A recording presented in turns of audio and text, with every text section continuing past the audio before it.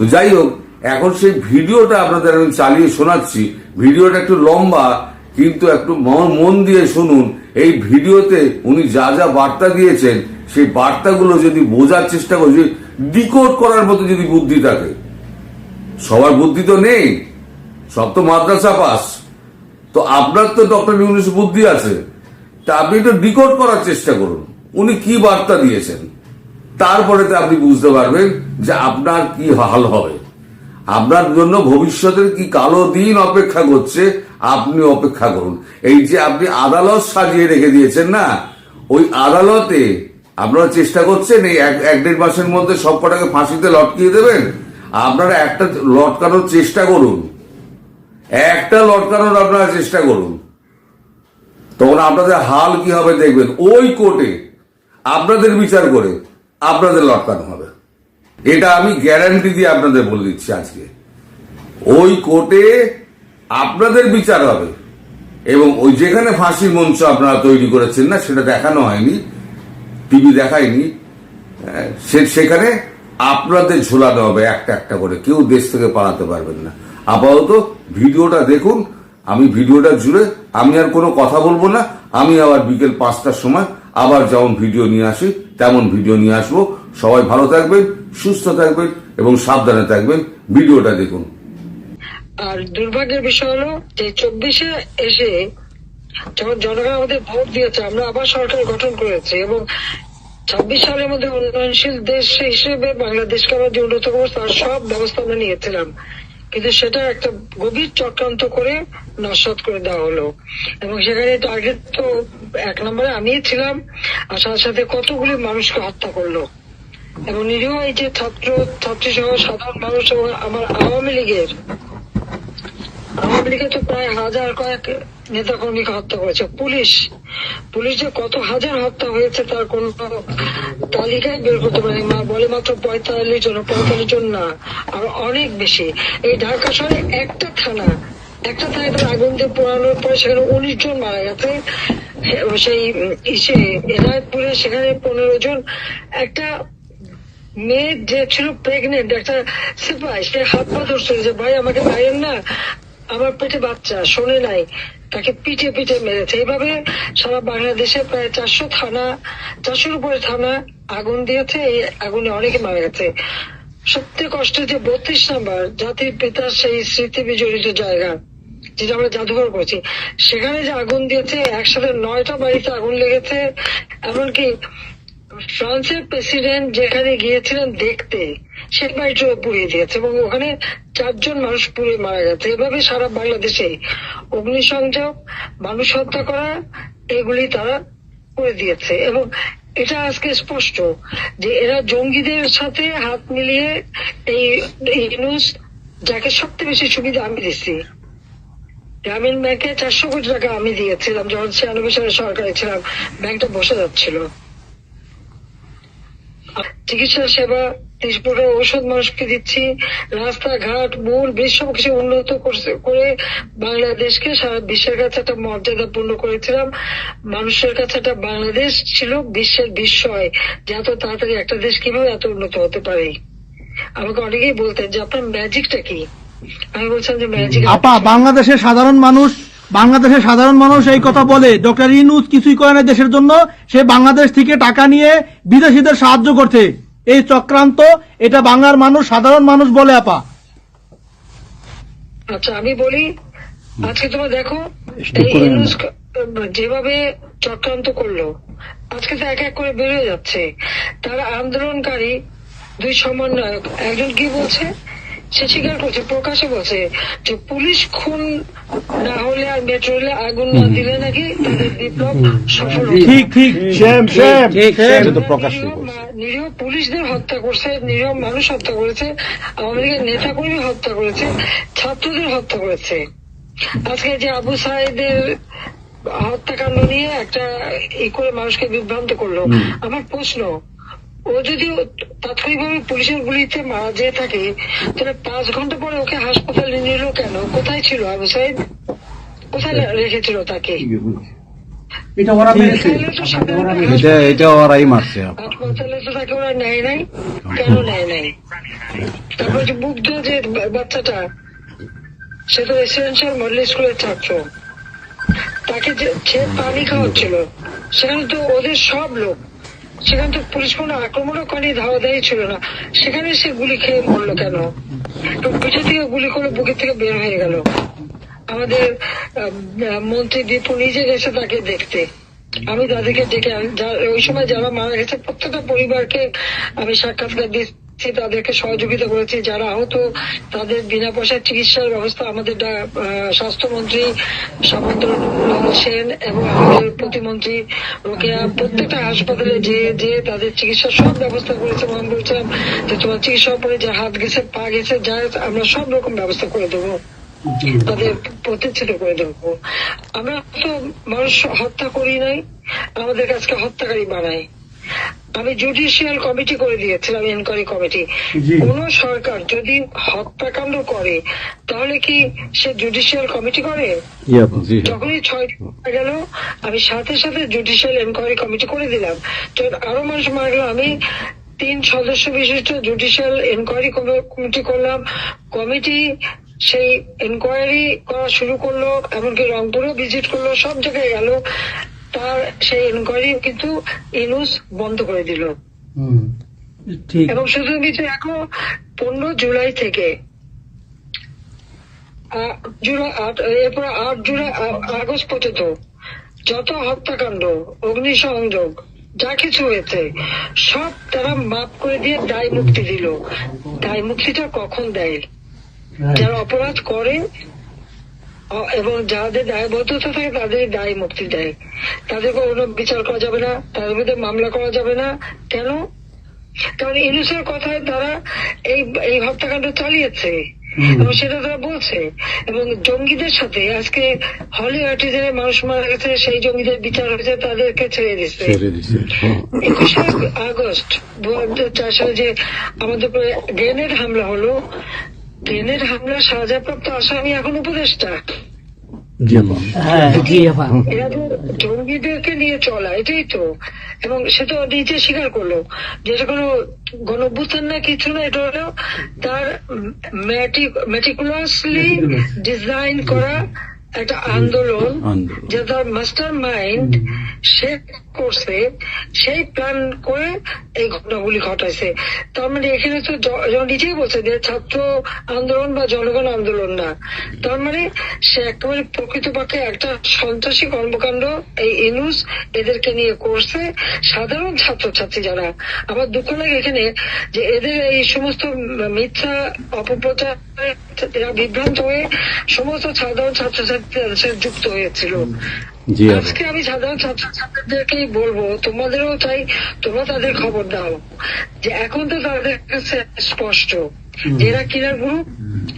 পুলিশকে মেরে পুলিশের লাশ ঝুলিয়ে রাখা, আওয়ামী লীগের একটা কর্মী গাজীপুরে তাকে আহত অবস্থায় হাসপাতাল থেকে নিয়ে এসে তাকে ঝুলিয়ে মারা, এই যে বিভৎস হত্যাকাণ্ড করা, কথায় কথায় গুলি করে মারা, এবং তাদের মিছিলের মধ্যে এলো সেখানে গুলি করে মেরে ফেলতে একটা বুলেট, সেই বুলেটটাও আজকে তাদের একজন উপদেষ্টা, তিনি আর্মির লোক, তিনি চেনেন, জানেন। সে ব্রিগেডের সে যখন দেখলো যেটা 7.62 বুলেট, যে বুলেটটা আমাদের পুলিশও ব্যবহার করে না, আর্মিও ব্যবহার করে না, কেউ ব্যবহার করে, সেই বুলেট কোথেকে আসলো, সেই রাইফেলটা কোথায়, এটা তদন্ত করে বের করতে হবে। উনি যেই তদন্তের কথা বললেন সেই তাকে সরিয়ে দেওয়া হলো। যখন জুডিশিয়াল কমিটি বললাম তদন্ত করতে, ইউনূস সেটা বন্ধ করলো। শওকত সাহেব যখন তার উপদেষ্টা বললো তদন্ত হবে, সে সেটা সরিয়ে দিল। তার মানে কি 15 জুলাই থেকে এরপরে এই পর্যন্ত যত হত্যাকাণ্ড হচ্ছে, অগ্নিসংযোগ, সবকিছু ইউনূসের নির্দেশেই এই এত বুকের মায়ের কোল খালি হয়েছে, এত পুলিশ মারা গেছে, আর সব থেকে মারা গেছে তো আওয়ামী লীগের নেতা কর্মী। এ পর্যন্ত আমরা 289 জনের নাম ঠিকানা পেয়েছি। বাকি অনেকে পুড়িয়ে ফেলেছে, লাশ গুম করছে, আবার অনেকে কথা বলারও সাহস পাচ্ছে না, যেতে পারছে না। তারপর আমরা খোঁজ করছি কোথায় কোথায় আরো মারা গেছে। তার মানে আমাদের ধারণা যে অন্তত 1000-এর উপর আমার আওয়ামী লীগের লোকজন জনকে তারা হত্যা করছে। সিরাজগঞ্জে আমাদের এমপি ছিল হেনরি, তার বাড়িতে আগুন দেওয়াতে সেখানে প্রায় 4-5 জন লোক মারা গেছে। আমাদের গাজী তার ইন্ডাস্ট্রিতে আগুন দিছে, সেখানে প্রায় 170 জন লোক মারা গেছে। আমাদের যশোরে শাহিন চাকলাদের হোটেলে আগুন দিয়ে সেখানে প্রায় 50-60 জন লোক মারা গেছে। তাহলে এভাবে কত লোক তারা হত্যা করছে শুধুমাত্র ক্ষমতা লোভে। এই লোকটা এইভাবে তার ম্যাটিকুলাসলি ডিজাইন করা অর্থাৎ সুপরিকল্পিত একটা প্ল্যান করে এই হত্যাকাণ্ড ঘটিয়ে সে সংবিধান লঙ্ঘন করে অবৈধভাবে ক্ষমতায় বসে আছে। এখন উনি নাকি আমাদের বিচার করবেন। আপা একটা প্রশ্ন করতে পারি আপা? একটা অপরাধী, সে নিজেই খুনি। ইউনূস নিজে খুনি, তার সমন্বয়করা খুনি। আপা 7 তারিখে আমার বাড়িতে আমাকে ফোন দিছে আমার বাড়ি পোড়ানোর জন্য। কথা বলবেন তো, সবার সাথে কথা বলবো হবে না? আপা বলেন প্লিজ, প্লিজ আপা বলেন আপা। আমি যে কথাগুলি বলি রাখো, তোমরা রেকর্ড করে রাখো, তোমার প্রতারক আমার আপত্তি নেই। জি দাদা, জি আপা, পারমিশন দিচ্ছি। জি আপা, thank you, thank you thank you আপা। ডিজাইন করে সে মানুষ হত্যা করে মানুষের লাশের উপর পা দিয়ে সংবিধান লঙ্ঘন করে অবৈধভাবে তারা ক্ষমতায় আসছে। জি আপা, এই সমস্ত খুনের দায় দায়িত্ব ইউনূসকেই নিতে হবে আর তার ওই সমন্বয়করা। ইনশাআল্লাহ ইনশাআল্লাহ। জি আপা, এবং সে যে হত্যার সঙ্গে জড়িত প্রমাণ পাওয়াই যায়। সে যত জঙ্গিদেরকে ছেড়ে দিল, হলি আর্টিস্টদের মতো ঘটনা ঘটলো, তাকে 21 আগস্ট গ্রেনেড হামলায় আসামি তাকে এবং অন্য যত জঙ্গি ছিল সবাইকে সে মুক্তি দিয়ে দিয়েছে। কারণ এই জঙ্গিদের সাথে তার একটা যুক্ত ছিল, তার একটা সংযোগ ছিল। কাজে বাংলাদেশটাকে সে একটা জঙ্গির দেশ হিসেবে পরিণত করতেছে। আজকে সাধারণ মানুষের অবস্থাটা কি দেখো, সাধারণ মানুষ আজকে খেতে পায় না, পড়তে পায় না। আমি সব দিয়ে আসছি। মানুষ তো এখন বলে যে আগের সরকারই ভালো ছিল, শেখ হাসিনার সরকারই ভালো ছিল। জি আপা, 8,97,000 কোটি টাকার বাজেট, কয়লা কেনা, এলএনজি কেনা, ডিজেল পেট্রোল কেনা, খাবার সবকিছু ব্যবস্থা করা, সারের জন্য সার কেনার সব ব্যবস্থা করে আসছে। যে এলএনজি আমার সময় যখন বাজারে 10 টাকা, আমরা সেটা 9.93 দামে কিনলাম। সেই 9 টাকা 9 পয়েন্টের যেটা কিনা সে 14 তোমার 5 একটা আর 14.65 এই দামে কিনলো। ডাবল দামে সে কিনতে গেল কিসের জন্য? এখন তো বাজারের দাম আরো কমছে। জি, শেয়ার মার্কেটের টাকা উধাও, ব্যাংকে টাকা নাই, ব্যাংকের টাকা উধাও, গেল কোথায়? আমেরিকা। 20 লক্ষ মেট্রিক টন খাদ্য আমি রেখে আসছি। 1 কোটি পরিবারের জন্য টিসিবির কার্ড দিছি, মাত্র 30 টাকা কেজিতে তারা চাল কিনতে পারবে এবং ডাল, তেল, গম কিনতে পারবে। সেই ব্যবস্থা করে আসতাম সস্তায়। 43 লক্ষ মানুষকে বাদ দিছে সেখান থেকে। কেন বাঁধলো? আওয়ামী লীগের সরকার করছে। এদেরকে বাদ দিতে হবে আওয়ামী লীগের। তার মানে তুমি আরেকটা জিনিস করো, 43 লক্ষ আওয়ামী লীগ পেল, তখন তো 1 কোটি ছিল, বাকি তো অন্য দলের। আওয়ামী লীগ তো দল দেখে নাই, আওয়ামী লীগ দেখছে যারাই আবেদন করছে তাদেরই দিয়েছে, সে যে দল মত নির্বিশেষে সবার জন্য। আওয়ামী লীগ মানুষের জন্য করে, এটা আওয়ামী লীগ সরকার করছে এর জন্য আপা। ছাত্রদেরকে সে তারা বিভ্রান্ত করছে। এখন সাধারণ ছাত্রছাত্রীরা যারা এই বিভ্রান্ত এই খুনিদের সাথে যুক্ত ছিল, আমি তাদেরকে বলবো তাদের গার্জিয়ানটাকেও আবেদন করছিলাম যে বুঝতে পারছেন না যে কি হচ্ছে, আপনাদের বাচ্চাদের আসতে দিন। তারা দিচ্ছে বাচ্চাদের আসতে। অনেকে তো আপনাদের হারালো, তখন যদি আমার কথাটা শুনতো তো হারাতে হতো না। আজকে তারা নিশ্চয় উপলব্ধি করতে পারছে। সেটা আমি বলবো যে এখন যারা এই সাধারণ ছাত্রছাত্রী আবুজাদের সঙ্গে যুক্ত হয়েছিল তাদের প্রতি আমাদের কোনো ক্ষোভ নেই, কিচ্ছু নেই, বরং তারা লেখাপড়া করুক, আমরা সেটা চাই। কিন্তু আমার কথাটা হচ্ছে, আমাদের ছাত্রলীগ করাটা কি অপরাধ? আওয়ামী লীগের সন্তান হচ্ছে তার জন্য কি অপরাধ? তাদের পরীক্ষা দিতে দেবে না, ভাইবা দিতে দেবে না, ইউনিভার্সিটিতে যেতে দেবে না, স্কুলে যেতে দেবে না, কলেজে যেতে দেবে না। What is this? আর এই ছেলে পেলেদেরকে কিভাবে বেয়াদব বানিয়েছে? স্কুলের প্রিন্সিপাল, টিচার, তাদেরকে তার জুতোর মালা পরায়, গাছের সাথে বাঁধে, তাদেরকে দিয়ে রিজাইন করায়। লাঠির সোটা নিয়ে জীবন, আমি জানি পৃথিবীতে কোনো দেশে এই ঘটনা ঘটছে কিনা, চিফ জাস্টিস তার বাড়ি হামলা, চিফ জাস্টিসের হামলা। যাদের আত্মসম্মান বোধ আছে তারা থাকে না, উনি সাথে সাথে রিজাইন করে দিছে। কতজন মানে জজ তাদেরকে এজলাসে ঢুকতে দেবে না, তাদের রিজাইন করার জন্য চাপ দিছে। রিজাইন করে না থেকে তাদেরকে কোন কোর্ট দিতে না, তাদেরকে বাতিল করে দিয়েছে। ইলেকশন কমিশনকে বাতিল, আমাদের মানবাধিকার কমিশনকে বাতিল, আমাদের পাবলিক সার্ভিস কমিশন বাতিল। চাকরি দিতে পারছে না, চাকরি দিতে পারছে না। পাবলিক সার্ভিস কমিশন অচল করে দিয়েছে। এই ছেলেপেলেরা যাবে কোথায়? আজকে তারা কাজ করার সুযোগ নেই। একের পর এক ইন্ডাস্ট্রি বন্ধ, আগুন দিয়ে পুড়িয়ে দিয়েছে ইন্ডাস্ট্রি, অথবা বন্ধ করে দিচ্ছে।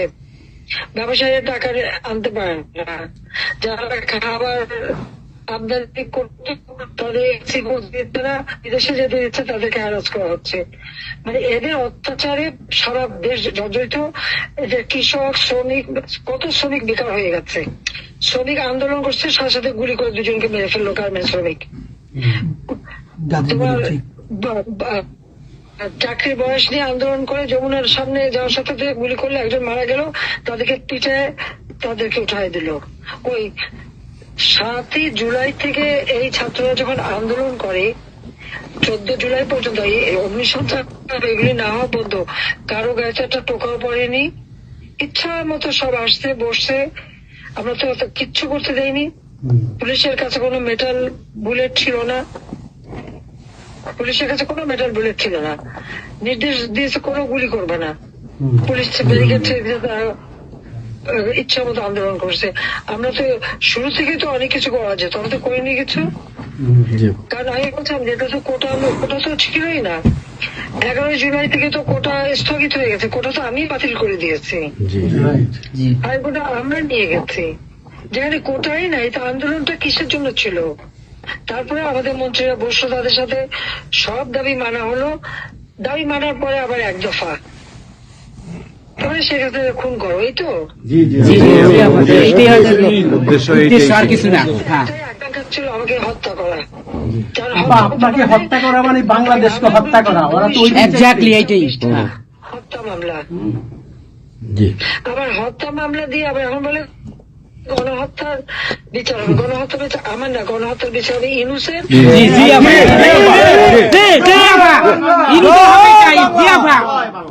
ইনশাআল্লাহ হয়তো একদিন ইনশাআল্লাহ হবে, তার বিচার ইনশাআল্লাহ।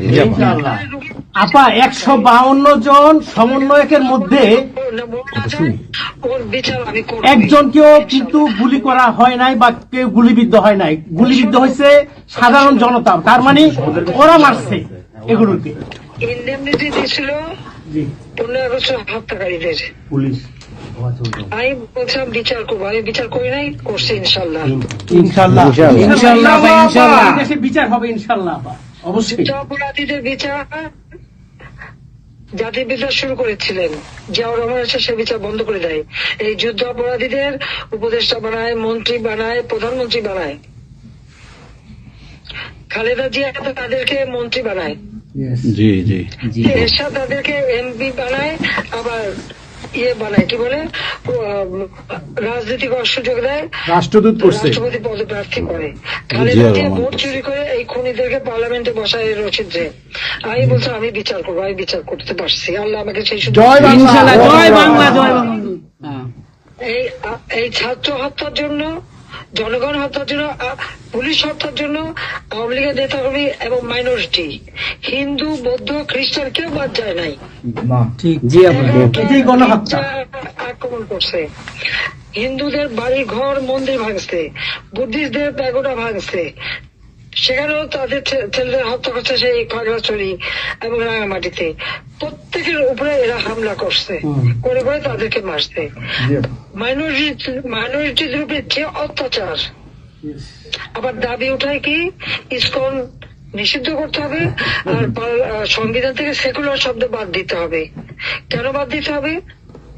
এই সংবিধান জাতির পিতা দিয়ে গেছেন, এটা লাখো শহীদের রক্তের বিনিময়ে পাওয়া।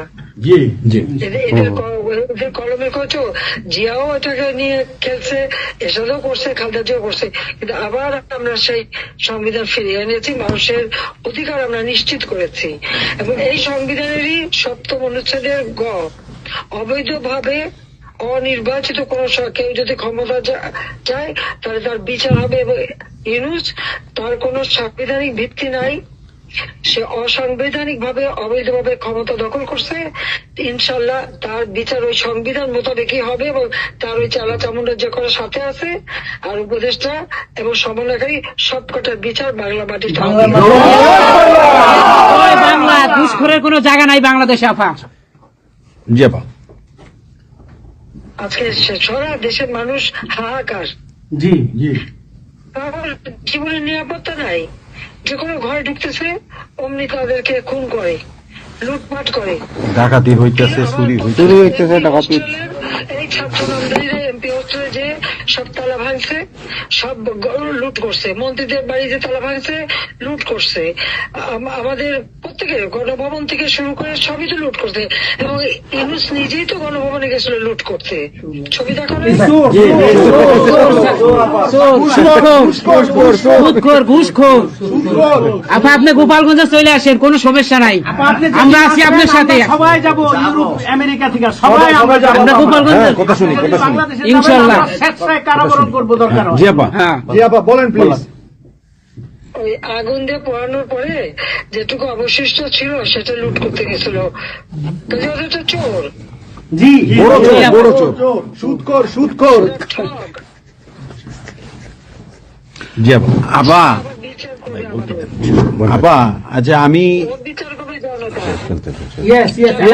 জনতা তো করবে, আমরা নিজেরা করবো আপা, নিজের হাতে করবো। দৃষ্টান্তমূলক ফাঁসি চাই, যেটা জনগণ দেখবে, ওই ফাঁসি চাই। যার যার বাড়ি ঘর পড়াইছে করছে,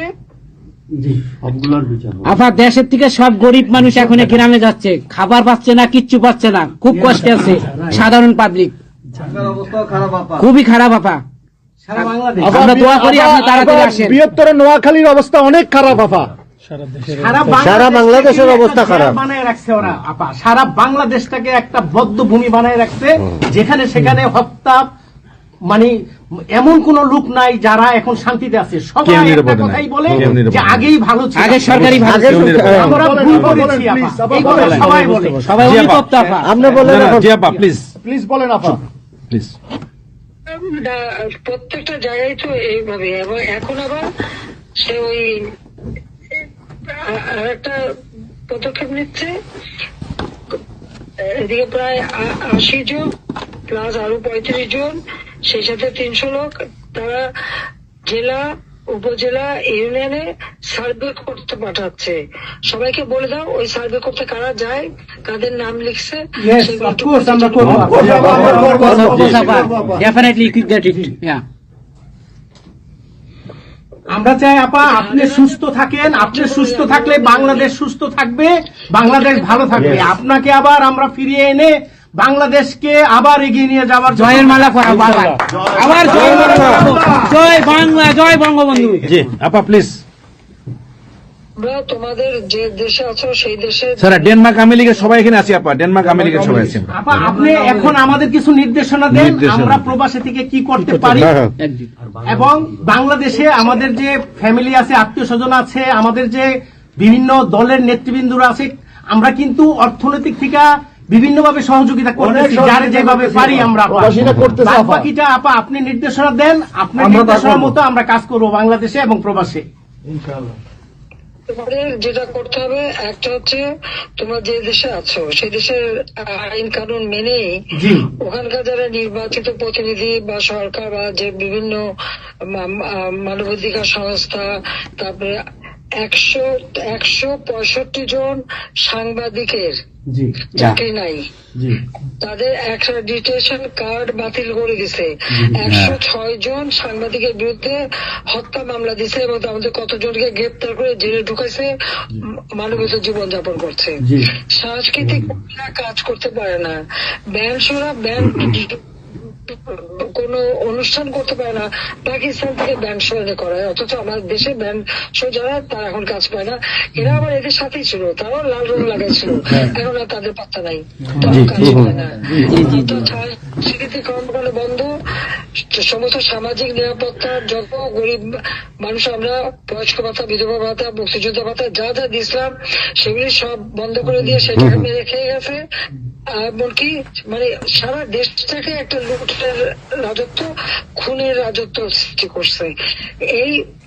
এই বিষয়টাই যে মানবাধিকার লঙ্ঘন, সাংবাদিকদের উপরে নির্যাতন, সাংবাদিকদের অত্যাচার করা, মহিলা সাংবাদিকরা যেভাবে অপমান করছে, এই বিষয়গুলি জনমত তোমাদের তৈরি করতে পারে আন্তর্জাতিক পর্যায়ে। ইউনুসের যে বিভৎস চেহারাটা, ওইটাই আজকে মানুষের কাছে স্পষ্ট হয়ে গেছে। একটা রাষ্ট্র চালাতে সে টোটালি ব্যর্থ। এই জিনিসগুলি কি আপা আপা আমি একটা বলি, ইউনূস সাহেব রাখছে 4টা টোকাই রাখছে, সাথে 4টা টোকাই রাখছে। আর আপনি চিন্তা করিয়েন না, বাংলাদেশে গৃহযুদ্ধ হবে তখন আপনাকে দেখবে। তোমাদের এটা করতে হবে,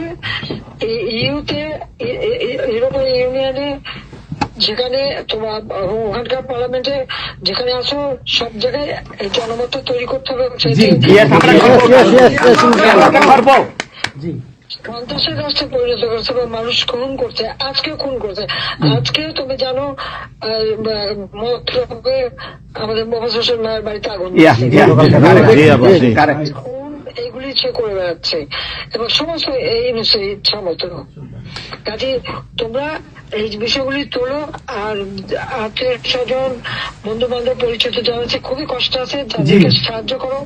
মামলা দিয়ে আমাদের নেতা কর্মীদের চরম হয়রানি করে যাচ্ছে, তাদেরকে সহযোগিতা করা, এই যে আইনজীবী ঠিক করা এবং আন্তর্জাতিক ভাবে কিভাবে মানে এদেরকে সব জনমত সৃষ্টি করা, সরকার যে অপকর্মগুলি করছে সেগুলি তুলে ধরা, এই কাজগুলি তোমাদের দেখতে চাইছে, স্ক্যান করতে চাইছে, দেয় নাই। মানে অস্ত্র চোরাকারীর সাথে জড়িত।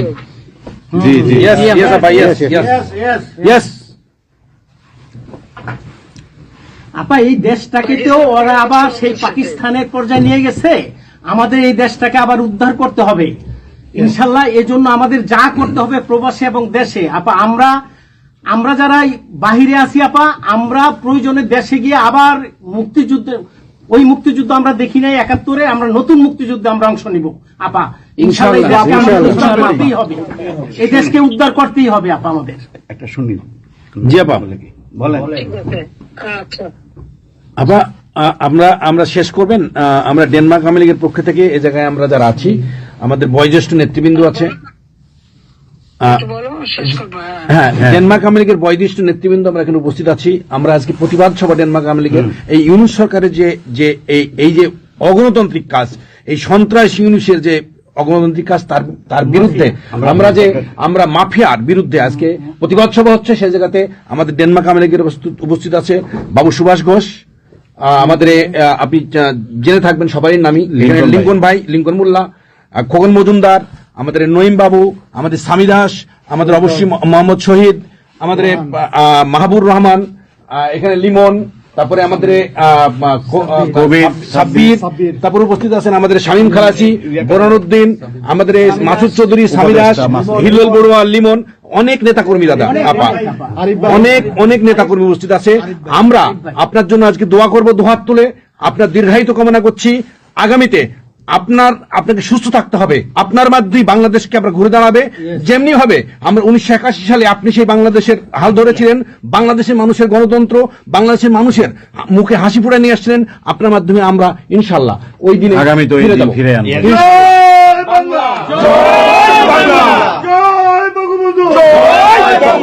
শেখ হাসিনার সরকার বারবার দরকার, শেখ হাসিনার সরকার, শেখ হাসিনার ভয় নাই, রাজপথ ছাড়ি নাই, শেখ হাসিনার ভয় নাই, শেখ হাসিনার সরকার বারবার দরকার, শেখ হাসিনার সরকার।